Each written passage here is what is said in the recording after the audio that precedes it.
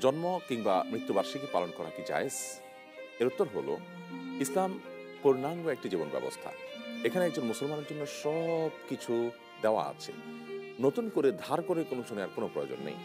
জন্ম কিংবা মৃত্যু কেন্দ্রিক যে আনুষ্ঠানিকতা আছে, এগুলো পৃথিবীতে সবার আগে শুরু করে প্যাগানরা, প্রকৃতি পূজারীরা, তাদের মধ্যে এটি অনেক বেশি ছিল। এমনকি একসময় খ্রিস্টান ধর্মের পর্যন্ত ধর্মীয়ভাবে এটা নিষেধ ছিল। পরবর্তীতে অবশ্য খ্রিস্টানরা এটাকে ব্যাপকভাবে করতে শুরু করেছে। একজন মুসলমানের জন্য জন্ম কিংবা মৃত্যু কেন্দ্রিক কোনো আনুষ্ঠানিকতা বা এটা বার্ষিকী উদযাপন করা যায় নয়। নবী করিম সাল্লাল্লাহু আলাইহি ওয়াসাল্লাম, খোলাফায়ে রাশেদা, ইসলামের সোনালী যুগের স্বর্ণ মানব যারা ছিলেন, তাদের কারোর জীবন, জন্ম, মৃত্যু বার্ষিকী তারা উদযাপন করেনি। আসলে ইসলামটা উদযাপন কেন্দ্রিক কোনো জীবন ব্যবস্থা নয়। আমরা আমাদের জীবনটাকে অর্থবহ করব ভালো কাজ দিয়ে, ভালো চিন্তা দিয়ে এবং আমল নিয়ে আমরা দুনিয়া থেকে চলে যাব, আমল রেখে যাব। এটা হবে আমাদের জীবনের সবচেয়ে বড় টার্গেট।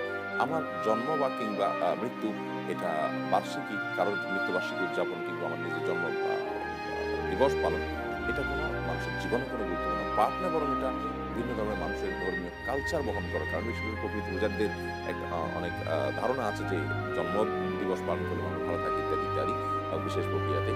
তো সেই কারণে বরং একজন মুসলমানের জন্য এটি করা যায় না। নবী সাল্লাল্লাহু আলাইহি ওয়াসাল্লাম বলছেন, মান তাশাব্বাহা মিনকুম বিকওমিন ফাহুম, যে ব্যক্তি কোনো জাতির সাদৃশ্য গ্রহণ করে তারা